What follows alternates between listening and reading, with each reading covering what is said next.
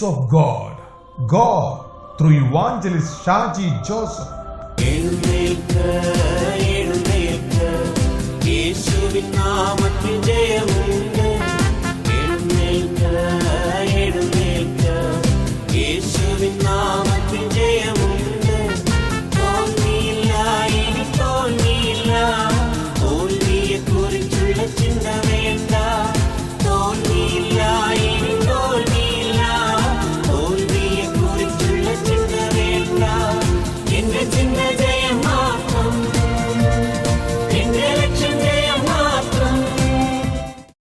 Welcome to the teaching ministry of evangelist Shaji Joseph.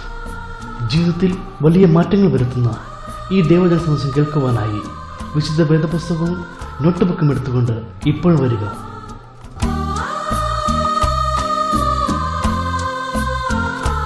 Fathers business എന്ന് പറയുന്ന അനുഗ്രഹീതമായ പുതിയൊരു പുസ്തകം, പുതിയൊരു സന്ദേശം. ഇതിന്റെ പ്രൂഫ് വായിച്ച ദൈവദാസന്മാർ ചിലർ അഭിപ്രായപ്പെട്ടത് ഇത് നന്മയിലേക്കുള്ള ഒരു ആത്മീയ വിപ്ലവമായി തീരും ഈ പുസ്തകത്തിലെ സന്ദേശം എന്നാണ്.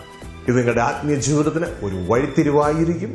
തീർച്ചയായും ഈ പുസ്തകത്തിലെ വചനങ്ങൾ നിങ്ങൾക്ക് ഒരു ആത്മീയ ഉണർവും ഒരു ആത്മീയ സന്തോഷവും ഒരു നവചൈതന്യവും ഉണ്ടാക്കും.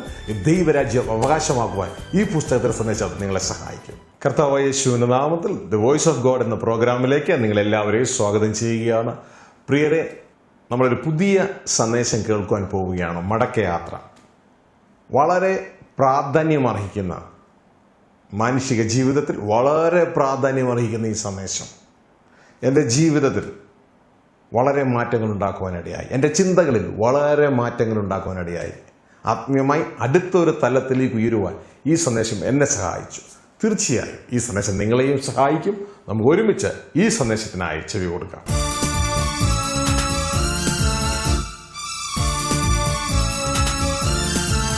ലോകത്തിന്റെ തത്വങ്ങളും കുഞ്ഞെ നിന്റെ സിസ്റ്റങ്ങളിട്ട് കളിക്കാനുള്ള സമയമല്ല ഇത്. ഒരല്പസമയമേ ദൈവം നമുക്ക് തന്നിട്ടുള്ളൂ. ഇത് കുഞ്ഞെ നിന്റെ പപ്പ തന്നതല്ല, ലോകത്തിലെ നിന്റെ മമ്മ തന്നതല്ല, നിന്റെ പാസ്റ്റർ തന്നതല്ല, ഇവിടുത്തെ ഗവൺമെന്റ് തന്നതല്ല. സർവശക്തനായ ദൈവം തന്ന സമയമായത്. ഈ സമയം തന്ന ദൈവം പറയാ, സമയം കുഞ്ഞെ നീ തക്കത്തിൽ ഉപയോഗിച്ചു. എന്നിട്ട് എന്ത് ചെയ്യണോ? നിനക്കൊരു ഒറ്റ കാര്യം ഇവിടുന്ന് നേടിക്കൊണ്ട് പോകാൻ പറ്റത്തുള്ളൂ. അത് നിന്റെ ജീവൻ മാത്രമാ. വേറെ ഒന്നും നിനക്ക് ഇവിടുന്ന് കൊണ്ടുപോകാൻ പറ്റത്തില്ല. വേറെ എന്ത് നീ നേടിയാലോ സെമിത്തേരി എന്ന ഗേറ്റിന്റെ അവിടെ വെച്ച് പറയും സ്റ്റോപ്പ്.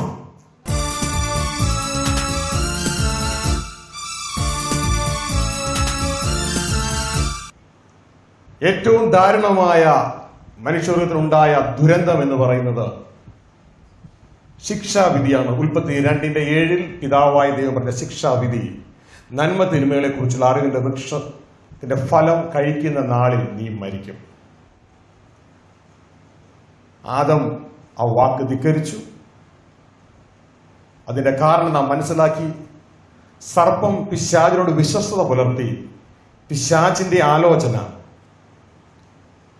യാതൊരു മാറ്റവും കൂടാതെ പ്രസംഗിച്ചതുകൊണ്ട് ഹൗവ വീണു.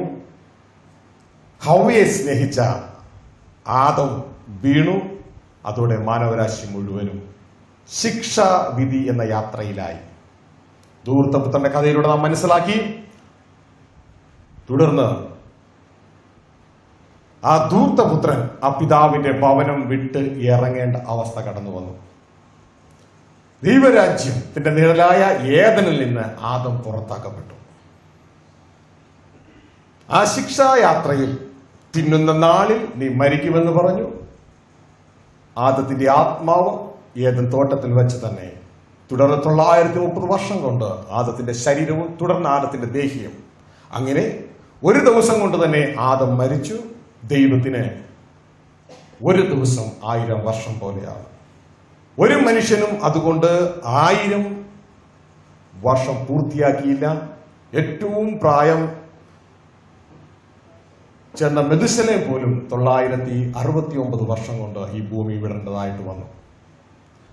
പ്രിയരെ, എന്നാൽ ഈ ശിക്ഷായാത്രയിൽ, സ്വർഗരാജ്യത്തു നിന്ന് ലോകത്തിലേക്കുള്ള ശിക്ഷായാത്രയിൽ, ആ യാത്രയ്ക്ക് അന്ത്യം കുറിച്ചുകൊണ്ട് ഇതേ ദൈവം മനുഷ്യനായി ഭൂമിയിലേക്ക് വരികയാണ്. ഇതാ വേറൊരു വിധി ലോകത്തിൽ വെച്ച് പ്രഖ്യാപിച്ചു. ആ വിധിയാണ് യോഹന്നാൻ 6:57 യേശു പറഞ്ഞു, നന്മ തിന്മകളെ കുറിച്ചുള്ള അറിയുന്ന വൃക്ഷത്തിന്റെ ഫലം കഴിക്കുന്നവൻ മരിക്കുമെങ്കിൽ യേശു പറയുക, എന്നെ തിന്നുന്നവൻ ഞാൻ മൂലം ജീവിക്കും. ഇതാ നിന്നെ മടക്കി വീട്ടിലേക്ക് വിടാൻ അടുത്തൊരു ശിക്ഷാവിധിയല്ല, രക്ഷാവിധി. ഗ്ലോറി. ഈ രണ്ട് അതിപ്രധാനമായ സംഭവങ്ങളാണ് ഇന്ന് നമ്മൾ തിരുവചനത്തിൽ കാണുന്നത്. എന്നാൽ ഇതിനേക്കാൾ ദാരുണമായ ഒരു സംഭവം മനുഷ്യവർഗത്തിന് കാത്തിരിക്കുന്നു. അതാണ് രണ്ടാം മരണം. യേശു ക്രിസ്തുവിനെ നാം സ്വീകരിക്കുമ്പോൾ എന്നെ തിന്നുന്നവൻ ഞാൻ മൂലം ജീവിക്കുമെന്ന് പറഞ്ഞത്, അതാണ് മനുഷ്യവർഗത്തിനുണ്ടായ ഏറ്റവും നല്ല സംഭവം. മരണത്തിലേക്കുള്ള യാത്രയിൽ അവർ കർത്താവിനെ സ്വീകരിച്ച്, നമ്മൾ കർത്താവിനെ സ്വീകരിച്ച് മരണയാത്രയിൽ നിന്ന് രക്ഷിക്കപ്പെട്ടു. ജീവപര്യന്തം മരണത്തിന് അടിമകളായിരുന്നു നമ്മൾ വിടുവിക്കപ്പെട്ടു. ഇതാണ് രക്ഷിക്കപ്പെടുക എന്ന് പറയുന്നത്. എന്നാൽ രക്ഷിക്കപ്പെടുന്നതിനേക്കാൾ നല്ലൊരു സംഭവം നമ്മുടെ ജീവിതത്തെ കാത്തിരിക്കുകയാണ്. രക്ഷിക്കപ്പെടുന്നത് നല്ലതാ. രക്ഷിക്കപ്പെടുന്നതിനേക്കാൾ നല്ലതൊന്ന് കാത്തിരിക്കുന്നു. കുഞ്ഞേ, നീ നിന്റെ ഭവനത്തിൽ എത്തിച്ചേരുന്നത്. രക്ഷിക്കപ്പെടുന്നത് നല്ലതാ, എന്നാൽ അതിനേലും നല്ലതാ ദൈവരാജ്യം അവകാശമാക്കുന്നത്. ദൈവത്തിന്റെ വചനം പറയുന്നു, സഭാപ്രസംഗിൽ പറയുക, ഒരു കാര്യത്തിന്റെ ആരംഭത്തേക്കാൾ നല്ലത് അതിന്റെ അവസാനമാണ്. കുഞ്ഞേ, നിന്റെ വിവാഹം കഴിഞ്ഞെങ്കിൽ ആ മനസ്സമ്മത ദിവസം നല്ല ദിവസമായിരുന്നു, ശരിയല്ലേ? എന്നാൽ മനസ്സമ്മതത്തേക്കാൾ നല്ല ദിവസമാണ് നിന്റെ വിവാഹ ദിവസം. ഗ്ലോറി. യേശുവിനെ നാം രക്ഷിതാവായി സ്വീകരിച്ചപ്പോൾ നമ്മുടെ വിവാഹമല്ല കഴിഞ്ഞത്, മനസ്സമ്മതം മാത്രമേ കഴിഞ്ഞിട്ടുള്ളൂ. ഇതിനേക്കാൾ നല്ലൊരു ദിവസം നമുക്ക് വേണ്ടി കാത്തിരിക്കുന്നു. കുഞ്ഞെ, നീ ഡിഗ്രി കഴിഞ്ഞൊരു വ്യക്തിയാണെങ്കിൽ നീ ഡിഗ്രിക്ക് പഠിക്കാൻ കയറിയത് നല്ല ദിവസമാണ്. എന്നാൽ അതിനേക്കാൾ നല്ല ദിവസമാണ് നീ ഡിഗ്രി കഴിഞ്ഞ് പാസ്സായി വെളിയിലിറങ്ങുന്ന ദിവസം. ഗ്ലോറി. എപ്പോഴും ഒരു കാര്യത്തിന്റെ ആരംഭത്തേക്കാൾ നല്ലതാ അതിന്റെ അവസാനം. നമ്മൾ ആരംഭിച്ചിട്ടേ ഉള്ളൂ. യേശു ക്രിസ്തുവിന്റെ കാൽവരി ക്രൂശിലെ യാഗം, ആ യാഗമാണ് ദൈവത്തിന്റെ പ്രൊജക്ട് റീസ്റ്റാർട്ട് ചെയ്യുവാൻ കാരണമായത്. നിങ്ങൾ കേട്ടതിൽ വ്യത്യസ്തമായി വിഭിന്നമായ ഒരു സംഭവമാണത്. യേശുക്രിസ്തുവിന്റെ കാൽവരി ക്രൂശിലെ യാഗമാണ്. ആ യാഗത്തിൽ നമ്മൾ വിശ്വസിച്ചതാണ് ദൈവത്തിന്റെ പ്രൊജക്ട് റീസ്റ്റാർട്ട് ചെയ്തത്. ദൈവത്തിന്റെ പ്രൊജക്ട് ഏദനിൽ ആരംഭിച്ചതാ, ആദത്തിന്റെയും ഹവ്വയുടെയും മുമ്പിൽ. എന്നാൽ ആ പ്രൊജക്ടിനെ തകിടം മറിച്ചാണ് പിശാച് കടന്നു വന്നത്. ദൈവത്തിന്റെ പ്രൊജക്ടിനെ തകിടം മറിക്കാൻ ഒരുവന് കഴിയത്തില്ല. പക്ഷേ മനുഷ്യരെ ഡിപ്പെൻഡ് ചെയ്തിരുന്നത് കൊണ്ട് മനുഷ്യൻ ആർക്ക് കീഴ്പ്പെടുന്നുവോ അതനുസരിച്ച് മനുഷ്യനിലൂടെയുള്ള ദൈവത്തിന്റെ പ്രൊജക്ട് കടന്നു പോകത്തുള്ളൂ. കരങ്ങളെത്തി കർത്താവിനെ സ്തോത്രം ചെയ്ത് ശ്രദ്ധിച്ചു കേൾക്കുക. നിങ്ങൾ കേൾക്കുന്ന സാധാരണ വാക്കുകൾക്ക് വിപരീതമായതുകൊണ്ടാണ് മാർക്ക് മൈ വേർഡ് എന്ന് പറയുന്നത്. യേശുക്രിസ്തുവിലെ കാൽവരി ക്രൂശിലെ യാഗമാണ് പിതാവിന്റെ പ്രവൃത്തിയെ റീസ്റ്റാർട്ട് ചെയ്യിപ്പിച്ചത്. എത്ര പേർക്ക് മനസ്സിലായെന്ന് എനിക്ക് അറിഞ്ഞുകൂടാ. That is not the end of everything. God is restarting his purpose through the cross of Calvary.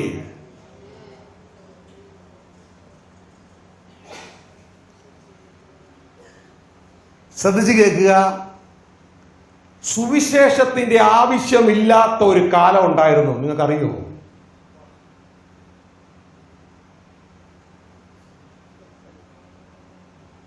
ഉൽപ്പത്തി പുസ്തകം 1-ാം അധ്യായത്തിൽ സുവിശേഷത്തിന്റെ ആവശ്യമില്ല.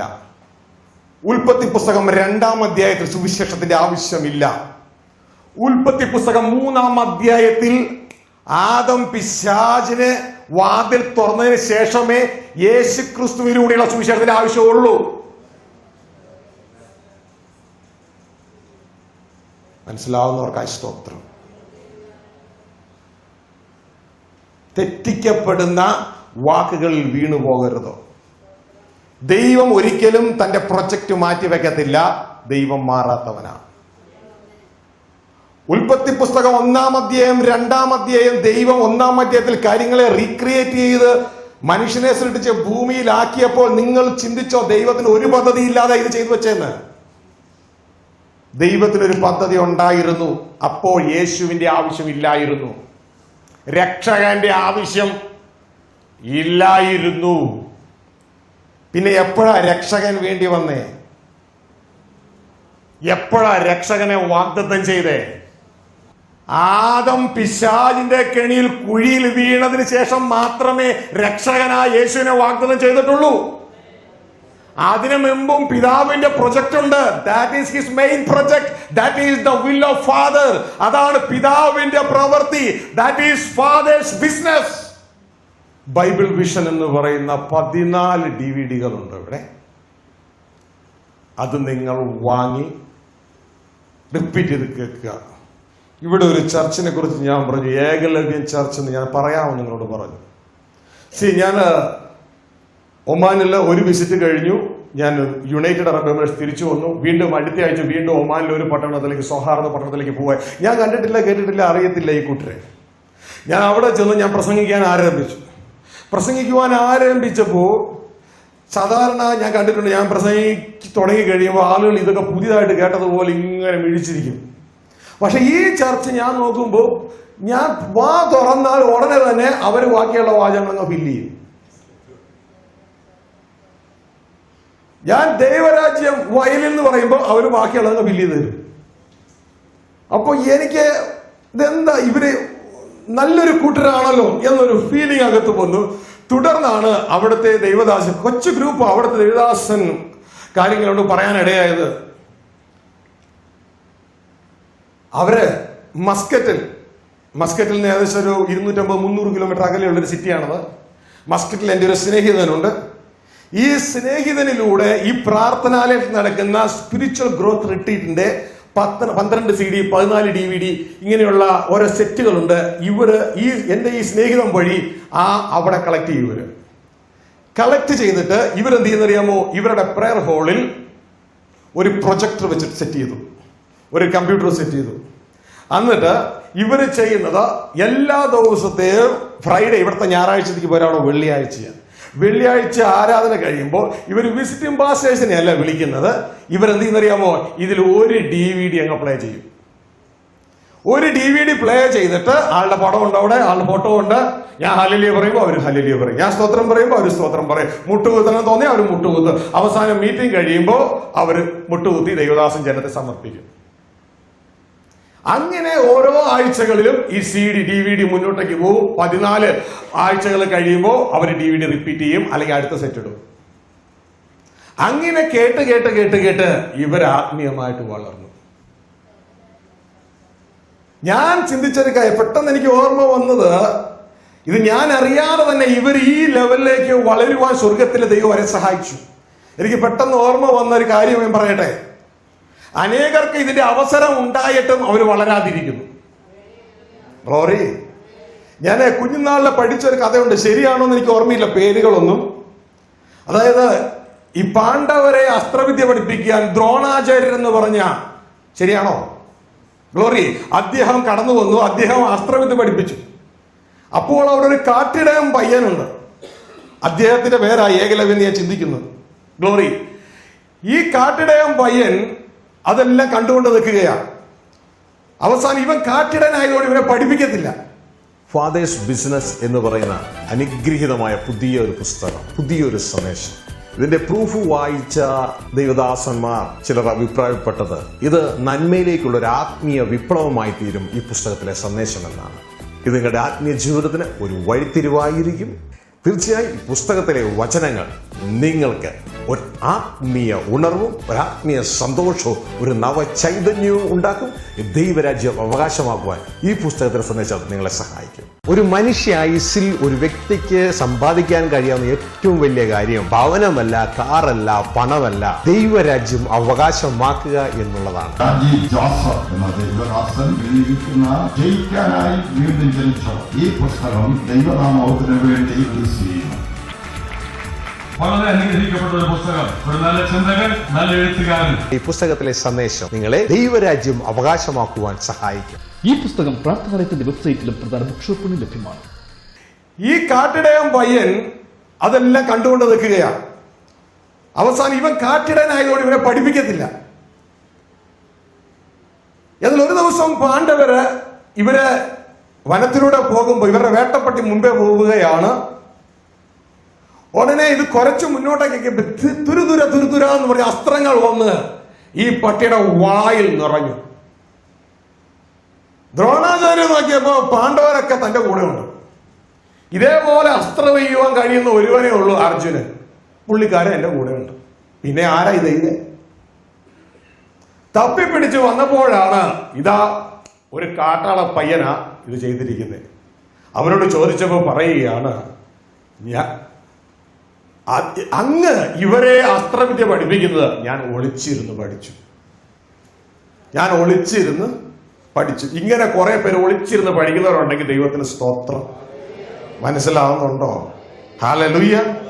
അപ്പോൾ പ്രിയരെ, ദൈവത്തിൽ ആശ്രയിച്ച് നാം ഈ കേൾക്കുന്ന കാര്യങ്ങൾ അങ്ങനെ തന്നെ ഒന്ന് ഉറപ്പിച്ച് നമ്മുടെ ജീവിതത്തിൽ കൊണ്ടുവരിക. അവർ തുറന്നു പറഞ്ഞത്, ഞങ്ങൾ അന്ന് മുതൽ പ്രാർത്ഥിക്കാൻ തുടങ്ങിയത് ഈ ചിത്രത്തിൽ കാണുന്ന ദേവദാസൻ ഞങ്ങളുടെ ഈ ഹോളിൽ വന്ന് പ്രസംഗിക്കണം. ദൈവം അവരുടെ പ്രാർത്ഥന കേട്ടു. അവിടെ ചെന്നു പ്രസംഗിച്ചു. ഗ്ലോറി. ആ ചർച്ചിലെ ഒരാൾ ആദ്യ മെമ്പറായി ഇരിക്കണേ, ഫ്രണ്ടിലിരിക്കുന്നേ. Glory to God. അപ്പോൾ പ്രിയ ദൈവത്തിന്റെ ജനമേ, പല കാര്യങ്ങൾ പഠിച്ചു. Journey of condemnation, journey of salvation, prodigal son, ധൂർത്തപുത്രനെ കുറിച്ച് നാം പഠിക്കുവാൻ തുടങ്ങിയതുള്ളൂ. ധാരാളം ആഴങ്ങൾ നാം അതിൽ നിന്ന് മനസ്സിലാക്കേണ്ടതുണ്ട്. ഇനി വളരെ പ്രധാനപ്പെട്ട മറ്റൊരു കാര്യം കൂടി പഠിക്കട്ടെ. റെഗുലർ ഷെഡ്യൂളിൽ ഇല്ലാത്തൊരു കാര്യമാണ്. ചതിക്കുന്ന ലോകമാണിത്, ചതിയിൽ വീണു പോകരുത്. നിങ്ങൾക്ക് ഓരോരുത്തർക്കും ഒരു സംശയം ചിലപ്പോൾ ഇപ്പോൾ ഉദിക്കാം. ജീസസ് ഇസ് ക്രൈസ്റ്റ് എന്ന സന്ദേശവും the gospel of the kingdom of God, ദൈവരാജ്യത്തിന്റെ സുവിശേഷവും തമ്മിലുള്ള വ്യത്യാസം എന്താണ്? ഒരുപക്ഷെ നിങ്ങൾക്ക് തോന്നാം. മത്തായിയുടെ സുവിശേഷം 24-ാം അധ്യായം 4-5 വാക്യങ്ങളിൽ ദൈവത്തിന്റെ വചനം പറയുകയാണ്, യേശുവാണ് ക്രിസ്തു എന്ന് പറഞ്ഞു വന്ന അനേകരെ തെറ്റിക്കും. അപ്പോൾ അവരുടെ സന്ദേശം തെറ്റാണോ ശരിയാണോ? ശരിയാണ്. ഗ്ലോറി. എന്നാൽ യേശു പറയുന്നു, അതിന്റെ താഴെ 14-ാം വാക്യത്തിൽ യേശു പറയുകയാണ്, രാജ്യത്തിന്റെ ഈ സുവിശേഷം കുറച്ചുകൂടി വ്യത്യാസമുണ്ട്. ലോകം എല്ലായിടത്തും പ്രസംഗിക്കപ്പെടും. അപ്പൊ ഒരു ഭാഗത്ത് യേശുവാണ് ക്രിസ്തു എന്ന സന്ദേശം പറഞ്ഞ് അനേകരെ തെറ്റിക്കുന്നു. മറുഭാഗത്ത് യേശു പറയുന്നു രാജ്യത്തിന്റെ സുവിശേഷം, അതായത് രാജ്യത്തിന്റെ ഈ സുവിശേഷം, യേശു പ്രസംഗിച്ച സുവിശേഷം ലോകം എമ്പാടും പ്രസംഗിക്കപ്പെടണം. അപ്പോൾ അവസാനം വരും.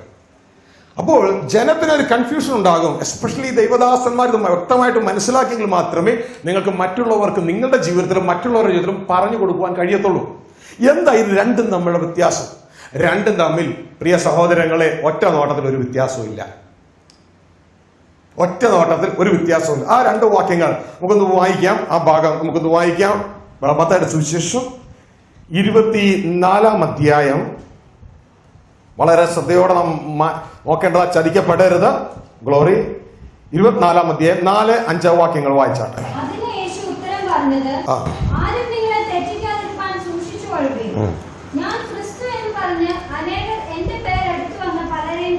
നമുക്ക് അതിന് ഇംഗ്ലീഷ് ട്രാൻസ്ലേഷൻ കുറച്ചുകൂടി നല്ലത്. നിങ്ങൾ അങ്ങനെ മനസ്സിലാക്കുക. അവിടെ പറയാണ്, for many shall come in my name, യേശുവിന്റെ നാമത്തിൽ പലരും വരും. അവരുടെ സന്ദേശം അവര് ക്രിസ്തുവാണെന്നല്ല, അത് കള്ളക്രിസ്തുക്കളുടെ സന്ദേശമാണ്. അവര് ക്രിസ്തുവാണെന്ന്. യേശുവിന്റെ നാമത്തിൽ വന്നിട്ട് യേശു എന്ന് പറയത്തില്ല. യേശുവിന്റെ നാമത്തിൽ വരുന്നവൻ പറഞ്ഞ എന്നാന്നറിയാമോ? I am the Christ means യേശുവാണ് കർത്താവ്. ഇത് പറയണത് ആരാ? അന്ന് 2000 വർഷം മുമ്പ് യേശുവാ പറയുന്നത്. അപ്പൊ യേശു പറയാണ്, അവര് വന്നിട്ട് പറയും ഞാനാണ് ക്രിസ്തു എന്ന് അവര് പറയും. അപ്പോ ഇവിടുത്തെ സന്ദേശം യേശുവാണ് ക്രിസ്തു എന്ന് പറഞ്ഞിട്ട് അവര് നന്നാക്കുവാണോ തെറ്റിക്കുവാണോ? അവിടെ പറയാ തെറ്റിക്കും. ഗ്ലോറി. ഹല്ലേലൂയ. പക്ഷെ ഈ കറക്റ്റ് ആയിട്ടുള്ള കാര്യം പറയുമ്പോ എങ്ങനെയാ തെറ്റ് വരുന്നേ? ഗ്ലോറി. കറക്റ്റ് ആയിട്ടുള്ള കാര്യം പറയുമ്പോ തെറ്റ് വരുന്നത് എങ്ങനെയാ? ഇനി യേശു ക്രിസ്തു പറയുകയാണ്, അതിന്റെ 14-ാം വാക്യം എന്ത് സംഭവിക്കണം? അവസാനം രാജ്യത്തിന്റെ ഈ സുവിശേഷം, ഗോസ്പൽ ഓഫ് ദ കിങ്ഡം, സകല ജാതികൾക്കും സാക്ഷ്യമായി ഭൂലോകത്തിലൊക്കെയും പ്രസംഗിക്കപ്പെടും. പ്രകാശിക്കപ്പെടും. ആ സകല ജാതികൾക്ക് സാക്ഷ്യമായി ഭൂലോകത്തിലൊക്കെ എന്ത് പ്രസംഗിക്കപ്പെടും? ഏതാ രാജ്യത്തിന്റെ സുവിശേഷം? കർത്താവ് പ്രസംഗിച്ചത് മാർക്കോസ് 1:15. കാലം തികഞ്ഞു, ദൈവരാജ്യം സമീപിച്ചിരിക്കുന്നു, മാനസാന്തരപ്പെടുക, സുവിശേഷത്തിൽ വിശ്വസിക്കുക. അപ്പോ ഈ ലോകത്തിൽ സുബോധമില്ലാതിരിക്കുന്ന ഒരു മനുഷ്യനെ സംബന്ധിച്ച് നോക്കിയാൽ ഇത് രണ്ടും ഒന്ന് തന്നെയാണ്, വ്യത്യാസമില്ല. കള്ളനോട്ടും ഒറിജിനൽ നോട്ടും കൊണ്ട് തന്നു കഴിഞ്ഞാൽ നമുക്ക് സാധാരണപ്പെട്ട ഒരു വ്യക്തിക്ക് മനസ്സിലാക്കാൻ ബുദ്ധിമുട്ടുണ്ട്. പക്ഷേ ഞങ്ങൾ നോട്ട് എണ്ണുന്ന, നോട്ട് ഡിറ്റക്ട് ചെയ്യുന്ന മെഷീൻ വിൽക്കുന്നവരാ. ഈ നോട്ട് എണ്ണുന്ന മെഷീൻ അല്ലെങ്കിൽ നോട്ട് ഡിറ്റക്ട് ചെയ്യുന്ന മെഷീനിൽ ധാരാളം റിക്വയർമെന്റ്സ് ആവശ്യമാണ്. ഒരു നോട്ട്സിന് ധാരാളം റിക്വയർമെന്റ്സ് ആവശ്യമാണ്. അതിൽ ഏറ്റവും പ്രധാനപ്പെട്ട 2 റിക്വയർമെന്റ്സ് ആണ്. ഒന്ന് MG ഡിറ്റക്ഷൻ, മറ്റൊന്ന് അൾട്രാവയലറ്റ് ഡിറ്റക്ഷൻ. MG ഡിറ്റക്ഷൻ വെച്ചാൽ മാഗ്നറ്റിക് ഇങ്ക് ആണ് ഈ നോട്ട് പ്രിന്റ് ചെയ്യാൻ ഉപയോഗിക്കുന്നത്. Magnetic ink. പല ഇങ്കുകളുണ്ട്. ഇതില് മാഗ്നറ്റിക് ഇങ്ക് ഉപയോഗിക്കും. ഈ ഇങ്ക് തന്നെയാണോ ഉപയോഗിച്ചിരിക്കുന്നത് എന്ന് ഡിറ്റക്ട് ചെയ്യുവാൻ നോട്ട് എണ്ണുന്ന മെഷീന്റെ ഉള്ളിൽ ഒരു സംവിധാനമുണ്ട്. ഇവിടുത്തെ മെഷീനുകളുണ്ടോ എനിക്ക് അറിഞ്ഞുകൂടാ. സാധാരണ ഇച്ചിരി കോസ്റ്റ്ലി മെഷീന്റെ ഉള്ളിൽ അതുണ്ട്. MG ഡിറ്റക്ഷൻ എന്നാണ് അതിന്റെ പേര്. ഇതോടൊപ്പം തന്നെ വേറെ ഡിറ്റക്ഷൻ കൂടി അതിന്റെ ഉള്ളിലുണ്ട്, അൾട്രാ വയലറ്റ് ഡിറ്റക്ഷൻ. അതൊരു പക്ഷെ നിങ്ങൾ കണ്ടു കാണും. നോട്ട് ഒരു ലൈറ്റിന്റെ അൾട്രാ വയലറ്റ് ലൈറ്റിന്റെ അടിയിലേക്ക് വെച്ച് കഴിഞ്ഞാൽ ഉടനെ തന്നെ നോട്ടിന്റെ ചില ഭാഗങ്ങളൊക്കെ ഇങ്ങനെ തിളങ്ങാൻ തുടങ്ങും. സാധാരണ ലെവലിൽ പ്രിന്റ് ചെയ്യുന്നവർ ഈ 2 ഡിറ്റക്ഷന്റെ മുമ്പിൽ പരാജയപ്പെടുകയാ പതിവ്. സാധാരണ കണ്ടുകൊണ്ട് നോക്കിയാൽ ഇതൊന്നും കാണപ്പെടത്തില്ല. അപ്പോൾ ഈ MG ഡിറ്റക്ഷനും അൾട്രാവയലറ്റ് ഡിറ്റക്ഷനും ഉള്ളപ്പോൾ ചില ബിരുദന്മാർ ഇതിൽ ഒരെണ്ണമൊക്കെ ഒപ്പിക്കും. ചിലപ്പോൾ സാധാരണ അൾട്രാവയലറ്റ് നോർമലി കണ്ടുവരുന്നതാ, അത് ചിലപ്പോൾ ഒപ്പിച്ചെന്നിരിക്കാം. പക്ഷേ അവർ MG മാഗ്നറ്റിക് ഡിറ്റക്ഷൻ ബുദ്ധിമുട്ടും. അപ്പോൾ ഒരു റിക്വയർമെന്റേ ഉള്ളൂ, മറ്റേ റിക്വയർമെന്റ് അതായത് MG ഡിറ്റക്ഷനേ ഉള്ളൂ. അൾട്രാവയലറ്റ് ഇല്ലെങ്കിലും നോട്ട് കറക്റ്റ് ആണോ അല്ലയോ? കറക്റ്റ് അല്ല. ഈ 2 റിക്വയർമെന്റ് കൂടി ഉള്ളപ്പോഴേ അതിന് വാല്യൂ ഉള്ളൂ. ഇത് കൊടുക്കുന്നത് ഗവൺമെന്റാണ്. ഇതേപോലെ തന്നെ തിരുവചനത്തിൽ നമ്മൾ ശിക്ഷാവിധിയിൽ ലോകത്തിലേക്ക് യാത്ര പോയിക്കൊണ്ടിരിക്കുന്ന നമ്മൾ ദൈവരാജ്യത്തിലെത്തുവാൻ 2 റിക്വയർമെന്റ് ആവശ്യമാണ്. ഒന്നല്ല, 2. നിങ്ങളത് ചിന്തിച്ചോ? മത്തായിയുടെ സുവിശേഷം 7-ാം അധ്യായം 21-ാം വാക്യത്തിൽ കർത്താവ് ഒരു ഉത്തരം പറയുന്ന ഏത് ഗ്രൂപ്പിനോടാണ് ശ്രദ്ധിച്ചോ? അവര് പറയുന്നത് നിന്നെ ഞങ്ങൾ കർത്താവായി സ്വീകരിച്ചവരാ. അതിന് ഉത്തരമായി യേശു പറയുന്നത്, എന്നെ കർത്താവേ കർത്താവേ എന്ന് സ്വീകരിക്കുന്ന ഏവനും അല്ല എന്റെ സ്വർഗസ്ഥനായ പിതാവിന്റെ ഇഷ്ടം ചെയ്യുന്നവരാ സ്വർഗരാജ്യത്തിൽ കയറുന്നത്. അപ്പൊ അവര് ചെയ്ത് തെറ്റാണോ? തെറ്റല്ല. അവര് ഒരു റിക്വയർമെന്റ് പൂർത്തിയാക്കി, 2ാമത്തെ റിക്വയർമെന്റ് പൂർത്തിയാക്കിയില്ല. Glory, hallelujah. ഇത് എന്താണെന്ന് നമുക്ക് മനസ്സിലാക്കുക, ഈ 2 റിക്വയർമെന്റ്. അപ്പോൾ നമുക്ക് കാര്യങ്ങൾ വ്യക്തമായിട്ട് മനസ്സിലാക്കുവാനായിട്ട് ഇടയാകും. പ്രിയരെ, ധൂർത്തപുത്രന്റെ കഥ തന്നെയാ ഇതിന് ഏറ്റവും മനസ്സിലാക്കുവാൻ എളുപ്പം. ധൂർത്തപുത്രന്റെ കഥയിലേക്ക് നാം കടന്നു വരുമ്പോ പിന്നെയും അവൻ പറഞ്ഞത്, ഒരു മനുഷ്യന് 2 പുത്രന്മാർ ഉണ്ടായിരുന്നു. അവരിൽ ഇളയവൻ അപ്പനോട്, അപ്പ വസ്തുവിൽ എനിക്ക് വരേണ്ടുന്ന പങ്ക് തരണമേ എന്ന് പറഞ്ഞു. അവൻ അവർക്ക് മുതൽ പകുത്തു കൊടുത്തു. ഏതെന്നാൾ കഴിയും മുമ്പേ ഇളയ മകൻ സകലവും സ്വരൂപിച്ച് ദൂരദേശത്തേക്ക് യാത്രയായി അവിടെ ദുർനടപ്പുകാരനായി ജീവിച്ച് വസ്തു നാനാവിധമാക്കി കളഞ്ഞു. ഈ സംഭവം നമുക്കറിയാം. തുടർന്ന് ഈ മകന് സുബോധം ലഭിച്ച ശേഷം ഇവൻ എന്തു ചെയ്തു? ഇവൻ ഒരു തീരുമാനമെടുത്തു. ശരിയാണോ? അതിന്റെ 18-ാം വാക്യത്തിൽ ഇവൻ തീരുമാനമെടുക്കുന്ന നമുക്ക് കാണുവാനായിട്ട് കഴിയും. ഞാൻ എഴുന്നേറ്റ് അപ്പന്റെ അടുക്കൽ ചെന്ന് അവനോട്, അപ്പ ഞാൻ സ്വർഗത്തോടും നിന്നോട് പാപം ചെയ്തിരിക്കുന്നു. ഇനി നിന്റെ മകൻ എന്ന പേരിന് ഞാൻ യോഗ്യനല്ല. നിന്റെ കൂലിക്കാരിൽ ഒരുത്തനെ പോലെ ഞാൻ ആക്കണമേ എന്ന് പറയും എന്ന് പറഞ്ഞു. പറയും എന്ന് പറഞ്ഞു. എവിടെ പറഞ്ഞു? ഹൃദയത്തിൽ പറഞ്ഞു. അകത്ത് തീരുമാനമെടുത്തു. ഇനി അകത്ത് തീരുമാനമെടുത്തെങ്കിൽ അതിന്റെ 20ാം വാക്യത്തിലാണ് അതിന്റെ എക്സിക്യൂഷൻ നടക്കുന്നത്, ആ തീരുമാനം നടപ്പിലാക്കുന്നത്. 20ാം വാക്യത്തിൽ നമ്മൾ പല തീരുമാനങ്ങളും എടുക്കും, പക്ഷേ ആ തീരുമാനം നടപ്പിലാക്കണം. 20ാം വാക്യത്തിൽ ആ എടുത്ത തീരുമാനം നടപ്പിലാക്കുകയാണ്. പ്രിയരെ, മടക്കയാത്ര എന്ന ഈ സന്ദേശം നിങ്ങൾ ശ്രദ്ധിച്ചല്ലോ. ഇതിന്റെ തുടർന്നുള്ള ഭാഗങ്ങൾ അടുത്ത ആഴ്ച മുതൽ ഇതേ ചാനലിൽ കടന്നു വരുവാനായിട്ട് ഇടയാകും. നിങ്ങൾ ആരും ഇത് മിസ് ചെയ്യരുത്. വളരെ പ്രധാനപ്പെട്ട ജീവിതത്തിന്റെ മറ്റൊരു ഉയർന്ന ആത്മീയ തലത്തിലേക്ക് കടത്തിവിടുന്ന ഈ വചനങ്ങൾ ഒരു എപ്പിസോഡ് പോലും മുടങ്ങാതെ നിങ്ങൾ പ്രത്യേകിച്ച് ഇത് വാച്ച് ചെയ്യുവാൻ, ജീവിതത്തിൽ അത് പ്രാവർത്തികത്തിൽ കൊണ്ടുവരുവാൻ പ്രത്യേകം ഓർപ്പിക്കുകയാണ്. പ്രിയരെ, നമുക്ക് ഒരുമിച്ച് ദൈവസന്നിധിയിൽ പ്രാർത്ഥിക്കാം. ഞങ്ങളുടെ സ്വകീയ പിതാവേ, അപ്പോൾ അങ്ങയുടെ വചനം ശ്രദ്ധിച്ചുകൊണ്ടിരിക്കുന്ന ഈ മക്കളുമായി ഞങ്ങളുടെ സന്നിധിയിലേക്ക് കടന്നു വരികയാണ്. ഈ വചനം ഈ കുഞ്ഞുങ്ങളുടെ ഓരോരുത്തരുടെ ഉള്ളിൽ വീണ് അങ്ങ് ആഗ്രഹിക്കുന്ന ഫലം കൊടുക്കുവാൻ ഈ മക്കളെ സഹായിക്കണം. ഇവരുടെ സകല ആത്മീക ഭൗതിക വിഷയങ്ങളുടെ മേലും അങ്ങയുടെ കരം നീട്ടുവാൻ ഇടയാകണം. ഇപ്പോൾ രോഗികളായിരിക്കുന്നവരുടെ മേൽ അങ്ങ് തൊടുവാനിടയാകണം. യേശുവിൻ്റെ സൗഖ്യം ഇപ്പോൾ ജനം പ്രാപിക്കുവാനിടയാകട്ടെ. പ്രിയ പിതാവെ, അങ്ങനെ ചെയ്തിരിക്കുന്ന കൃപയ്ക്കായി സ്തോത്രം ചെയ്യുന്നു. അങ്ങയുടെ സമാധാനം ഇവരുടെ മേൽ കൽപ്പിക്കുന്നു. ഇവരൊരു അനുഗ്രഹ വിഷയമായി തീരട്ടെ. പ്രിയരെ, ദൈവം നിങ്ങളെ അനുഗ്രഹിച്ചിരിക്കുന്നു. അടുത്ത ആഴ്ച ഈ സന്ദേശം ശ്രവിക്കാൻ മറക്കരുത്. God be with you. Praise God.